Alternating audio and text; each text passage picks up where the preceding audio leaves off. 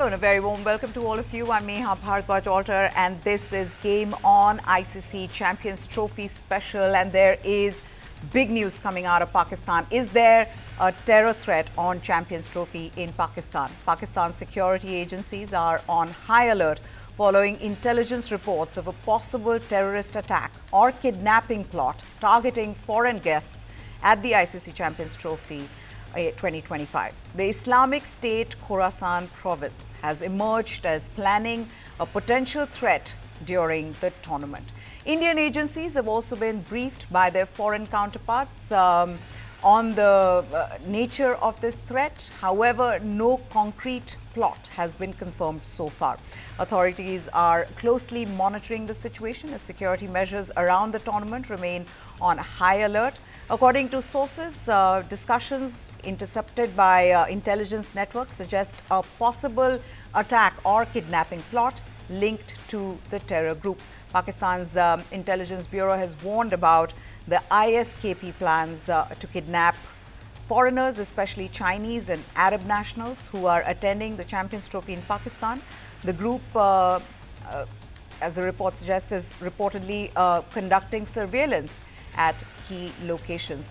According to these intelligence reports, Islamic State Khorasan province, they are reportedly planning to kidnap these foreigners who are in Pakistan to watch the Champions Trophy. Security agencies have also revealed that ISKP operatives are planning to rent properties without camera surveillance on the outskirts of cities as safe houses. The group reportedly intends to move kidnapped individuals between safe houses under the cover of night to evade security forces. Meanwhile, Afghanistan's intelligence agency has also alerted authorities to this possible ISKP attacks on key locations and has stepped up efforts to track missing operatives linked to the group. In 2024, ISKP affiliated Al Azam Media had released a 19-minute video claiming cricket is a Western tool for intellectual warfare against Muslims. The group argued that the sport promotes nationalism and propaganda conflicting with Islam's jihadist ideology. They also criticized the Taliban for supporting the Afghan cricket team. Well, moving on to all the action on the field. Every time India take on Pakistan, fans expect a close, edge-of-the-seat thriller worthy of the hype that comes with this historic rivalry between the two sides. But in the recent times, it has disappointed all of us as Pakistan try to grasp the side of a sinking boat, even as India push through to the shores in a speedboat, leaving their neighbor far behind. The fact that Pakistan cricket has been on a decline has been known to the cricketing world. But what we have seen from the hosts, who were desperate to impress the world as an ICC tournament returns to their country after nearly 30 years, is that Pakistan cricket is in absolute shambles. They are well below the standards required of elite teams in ICC tournaments, except a few moments of brilliance. And there were just two in the game against India. One was Shaheen Afridi dismissing Rohit Sharma with a yorker. The other was Abrar Ahmed foxing Shubman Gill with a Jaffa. There was nothing there to equate this side to the ones that we've seen in the past. Pakistan cricket was known to be fearless, street smart, innovative, intense, with fast bowlers who could put the fear of God in the best batsmen around the world. Well, no more. Not only did India thrash them, they pulled the dying spirit out of Pakistan, leaving them bare, vulnerable, and in all probability out of the Champions Trophy. When they sit down for some soul searching, they will know that they've been left behind in the race. They will know their batting needs fresh new talent. Their fitness is abysmal. Their fielding is way below the international standard. Their fast bowlers, who are being compared to the troika of the 90s, are ineffective beyond the number on the speed gun. They say when you're down and out, the only way is up. Hopefully, they find a way to come back to the level that can make this rivalry worth the hype, because there was a huge gulf between the two teams in Dubai. Let's start with the batting. Despite batting first on a pitch that was getting slower, there was no intent from the openers, Babar Azam and Imam-ul-Haq, who went down for 23 and 10 respectively. Then their captain, Mohammad Rizwan, he made things worse by slowing down the innings even further. He came in at 47 for 2 and finished with 46 of 77 deliveries. Unable to rotate the strike, His partner at the other end, Saud Shakil, at least made an effort and tried to get some singles. They put on a 104-run partnership from 144 deliveries, but just when they were looking to accelerate, both were dismissed. Pakistan went down from 151 for 2 to 241 all out. India's bowling was disciplined and they kept putting pressure on the Pakistani batters, never letting them off the hook. Hardik Pandya knew how to make life difficult in those conditions, and he first got Babar's wicket. Then he came back to put Saud Shakil in trouble. On the back of his work, Kuldeep and Harshit Rana bowled 6.4 death overs for 28 runs and they picked up 4 wickets. It was game over for Pakistan. But in comparison to Pakistan's batting, India, they got off the blocks with a flyer. Shubman Gill, Rohit Sharma knew the importance of a new ball on a slow pitch and they straight away attacked Shaheen Afridi and Naseem Shah. India ended the power play with 64 for 1. Rohit Sharma was dismissed before that for 20, while Shubman Gill was clean bowled afterwards by an absolute jaffer from Abrar on 46. In came Virat Kohli along with Shreyas Iyer. Kohli looked a bit unsettled against Abrar too, but he took on the fast bowlers. There was something vintage about Kohli and his intensity. Of the first 62 balls he faced, he had hit just 3 boundaries and yet he had reached his 50. That showed how he was rotating the strike, running those singles and twos, kept the scoreboard moving through the middle overs. The modern-day batting great had been criticized for his lack of runs, many suggesting he's past his prime. But Kohli proved his critics wrong once again. Because not only did he master a perfect chase, he got to his 51st ODI 100 on the way, hitting the ball through the covers to seal a win for India with 45 balls left. Kohli had persevered in intense pressure against Pakistan in an ICC tournament yet again, whereas Pakistan went down on its knees, vanquished and breathless. Now, Pakistan came into the tournament as defending champions, having won the last edition back in 2017. They are hosting this event after 29 years, but an early exit as hosts will indeed be a big setback for Rizwan's team. Pakistan lost to New Zealand in their tournament opener. The Black Caps had also beaten them twice in the preceding tri-series in Pakistan. This is what their captain, Rizwan, had to say about his team not learning from its mistakes. He said, look, honestly, we made the same mistake that we have been making in the past 4 matches. We didn't make any new mistakes. We are working on it. We're humans. Mistakes will keep happening.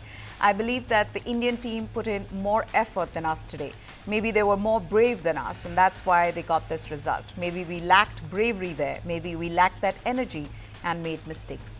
Mohammad Rizwan conceded that his team's Champions Trophy campaign is as good as over following the loss to India. He says for now, we can say that it's over. We'll see the outcome of the Bangladesh and New Zealand match. Also how New Zealand will play against India. It's a long journey. Our dependence on Champions Trophy has now come on to other teams and their results. As a captain, I don't like this. New Zealand have defeated us, India have defeated us. We accept it. We can play well, we can play badly. We can't say that we should stay on someone else's side. Now, before we move on to the celebrations in Indian camp and reactions from fans, let's take a look at how former Pakistan cricketer Shoaib Malik, he drowned his sorrows lyrically. Malak आज के match के बारे में क्या कहेंगे? दिल के अरमां आंसुओं में बह गए हम वफा करके भी तन्हा रह गए. ये एनालिसिस आपका? जी. तुम्हारा क्या एनालिसिस है फीजी? रह गए. चले कोई बात नहीं. This is our panel. हाँ जी. अब तो आदत सी है. प्रोग्राम बढ़ गया. Well, some Pakistani fans too, of course, were as disappointed, but they were in tears after the hosts were crashed out of the tournament following their second successive defeat. Well, almost out, mathematical possibilities, but, you know, with Pakistan, anything's possible, so we'll wait for when it's confirmed. But, yes, theoretically, they are still in. Frustrated fans, they urged the Pakistan Cricket Board to look forward and rope in new faces in the national squad. A Pakistan fan instead preferred to support India and Virat Kohli. Let's listen into what they all had to say. हमारी team से हमें बहुत ज़्यादा उम्मीद थी कि हमारी team अच्छा खेलेगी। मेरा जो माइंडसेट था कि हमारी टीम एटलीस्ट 315 को टच करेगी, बट हमारी टीम ने तो 250 को भी टच नहीं किया। एटलीस्ट हमारी टीम हारी है तो कम से कम वो कोहली की सेंचुरी ना होने देते। वो बॉलिंग इतनी अच्छी करते कि अगर वो बैटिंग में अच्छे नहीं थे तो बॉलिंग के थ्रू मैच फिर भी बचाया जा सकता था। तो मेरी चेयरमैन पीसीबी से ये रिक्वेस्ट है कि पुराने लोगों को पीछे करें और नए चेहरे सामने लेके आएँ ताकि हमारे मैच में कुछ बेहतरी आ सके। इस बार फील्डिंग में भी इतनी बुरी परफॉर्मेंस थी। मैं कहता हूँ कि इनको दोबारा तरबियत देनी चाहिए और जो इन्होंने लोगों के जज्बात के साथ खेला है उसकी अकाउंटेबिलिटी होनी चाहिए। पाकिस्तान को थोड़ी अपनी कारकर्दगी पे काम करना चाहिए। हम हमेशा जो है वो कौम के लिए बस कौम हमेशा दुआएं करती रहती है कि अल्लाह ताला हमें जिता दे। हम अपनी परफॉर्मेंस पे काम नहीं कर रहे हैं, हमें अपनी परफॉर्मेंस पे काम करना चाहिए। ना मेहनत है, ना फिटनेस है, ना इनके पास कोई स्किल्स है। इसीलिए इंडिया को हमने सपोर्ट किया। हमें पता है कि उनका कैलिबर जो है आप उसको बीट नहीं कर सकते हो। उनके पास जो स्किल है आप उसको बीट नहीं कर सकते। उनके पास जो फॉर्म है, कोहली पिछले पूरे साल से आउट ऑफ फॉर्म चल रहा है। हमें पता था ये पाकिस्तान के सामने आएगा, ये अपनी फॉर्म में वापस आएगा, सेंचुरी मारे। In the best-selling book Mindset, where the author studies human motivation, she says there are two types of mindsets: fixed mindset and growth mindset. She says the people with growth mindset have the passion for stretching themselves and sticking to it even when things are not going well. Virat Kohli is the very epitome of someone with a growth mindset. When life throws him challenges, he decides to stick it out. In the most precious situations, on a big stage, with the world watching, he conquered his demons to hit 100 and tell the world, don't write off legends. Virat Kohli had several demons of his own to tame. A lean run, recurring form of dismissals, struggles against spin, but he slayed each one of them in a manner befitting a batter who also became the quickest to 14,000 ODI runs during the course of the knock. Kohli became only the third batter to score 14,000 runs in ODIs after Sachin Tendulkar, who reached the landmark in 350 innings, and Kumar Sangakkara, who took 378 innings. Kohli got to 14,000 in 63 fewer innings than Sachin Tendulkar. It's incredible when you look at those numbers, and Virat Kohli, the only active cricketer amongst those top set of cricketers. Now, Pakistan once again had run into their old nemesis. They hoped to hustle him a bit through pacers Shaheen Shafridi and Haris Rauf, but Kohli drove them on the up with elan. He pulled them with audacity. He transformed those premium pacers from Pakistan into dejected figures who could not recover from that onslaught. Perhaps the biggest hope Pakistan harboured against Kohli would have been their leg spinner Abrar Ahmed, considering India's recent travails against England's Adil Rashid. Now, Kohli did have a couple of tough moments against Ahmed, but none big enough to put him in distress. He largely dealt with him in singles, cutting down any risks. Virat showed how to craft a perfect chase once again, but this time it will mean so much more for the 36-year-old, who by his own admission will need some time to cool off after an intense match, saying he's not young anymore. He may not be young anymore, but he reminded the world of his greatness in the ODIs. Kohli has been the fastest to every such 1,000-run milestone since he went past 8,000 ODI runs in 175 innings in June 2017. Overall, he's third on the list of highest run scorers in ODIs, poised to overtake Sangakkara, who has 14,234 runs in second place. Tendulkar, of course, tops that list with 18,426. Kohli also holds the record for most hundreds in ODIs. He surpassed Tendulkar's tally of 49 during the 2023 ODI World Cup. Now, what was his plans against the Pakistani bowlers? He said his plan was to attack the pacers and take less risk against the spinners in the high-pressure clash against Pakistan. The veteran batter always keeps his best for Pakistan, against whom he has 778 runs from 17 matches. He's averaging over 59. In fact, just 59.84, just under 60.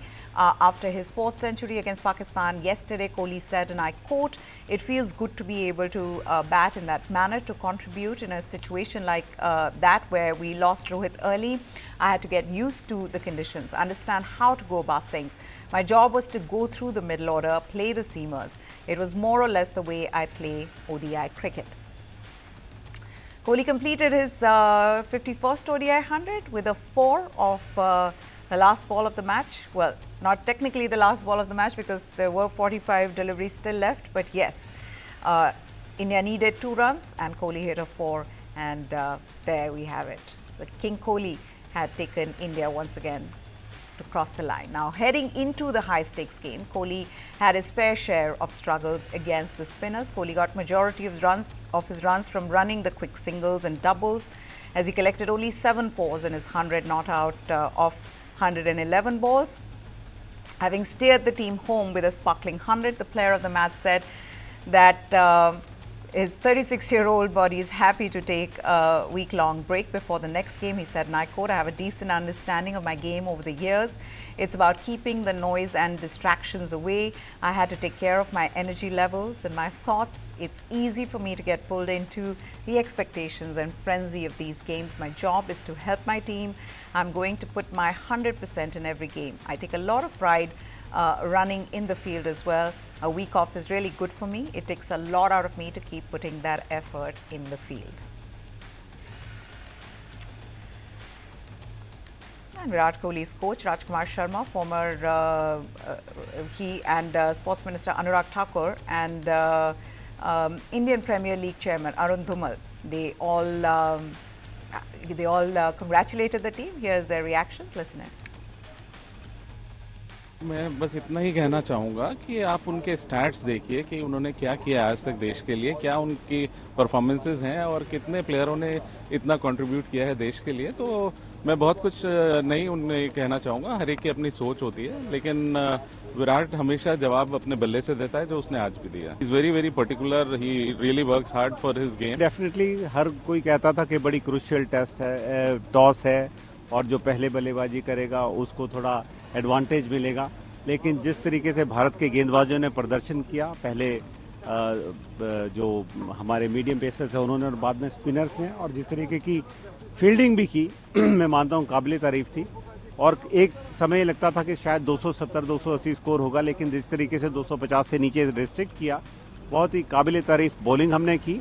और जिस तरीके से उसके बाद batting भी हुई, शुभमन गिल ने जिस तरीके के स्टार्ट हमें दिया और उसके बाद विराट ने जो प्रदर्शन किया, मैं मानता हूं बहुत काबिल तारीफ। पहली बॉल से ऐसा लग रहा था भारतीय टीम कमांड में है, और ऊपर से शतकीय पारी विराट कोहली की देखने को मिली। सोने पे सुहागा है, और मुझे लगता है कोई भी रविवार या कोई वीकेंड ढेरों उपलब्धियां भरा, और भारत की जीत की गूंज दुबई से लेकर भारत और दुनिया के कोने कोने में है, और दिशा में हम आगे बढ़ें कि हम चैंपियंस ट्रॉफी जीते हैं, तो निश्चित तौर पर भारत अच्छा प्रदर्शन कर रहा है। On Sunday, Kuldeep Yadav also rewrote the history books during his exploits in the Champions Trophy blockbuster clash between India and Pakistan. Kuldeep spun Pakistan batters inside out to turn the tides in favour of India. He returned with brilliant figures of 3 for 40 in his 9-over spell. With this spell, the Chinaman spinner joined an exclusive club after becoming just the 5th spinner for India to take 300-plus international wickets. After enjoying a fruitful spell, he joined India's decorated spinners Anil Kumble, Ravichandran Ashwin, Harbhajan Singh and Ravindra Jadeja, who post 300-plus international wickets. Overall, he is the 13th Indian player to go past 300 wicket mark in international cricket. After the match, Kuldeep spoke about his plans, saying that the incoming deliveries are difficult on a slow track, and his plan was to mix the pace and the wrong ones. The first wicket of Salman Agha, it was a Chinaman delivery that Agha looked to flick only to mistime it to Jadeja. The second wicket was Shaheen Afridi. The very next delivery, Afridi tried to defend but got beaten, was caught LBW, plumb. Kuldeep then got his third wicket with Naseem Shah going early on the drive and again mistiming that shot to give a catch at mid-on.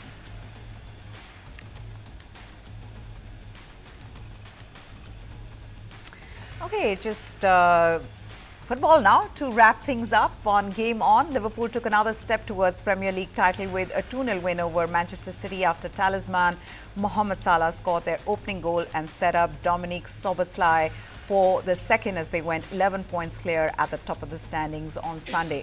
Arne Slot's side have 64 points from 24 matches ahead of the second-placed Arsenal, who have a game in hand. City are fourth on 44 as their early season quest for fifth consecutive title has unravelled into a chase for a Champions League berth. Salah struck his league-leading 25th goal of the season in the 14th minute following a corner with a blistering shot from near the top of the box that deflected off the outstretched foot of City defender Nathan Ake.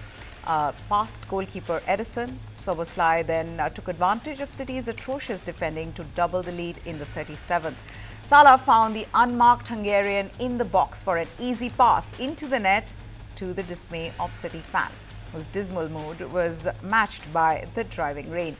This was City's 8th defeat in the league this season and 14th overall. The most games City had lost under Guardiola in any of his previous 8 seasons was 12 in the 2019-2020 campaign, which was the last time they failed to win the title. Then, as now, it was Liverpool that led the way, and Merseyside club looks likely to win a record equaling 20th league title this year. City, meanwhile, they face a fight to secure a top 4 finish and a return to next season's Champions League. It is above 5th place Newcastle on goal difference and just 2 points ahead of Aston Villa in the 8th position. And with that, we've come to the end of this bulletin, but don't tell us that we don't cover football, because we did give you the big football news of the day along with all the Champions Trophy results. Goodbye. Thanks for watching.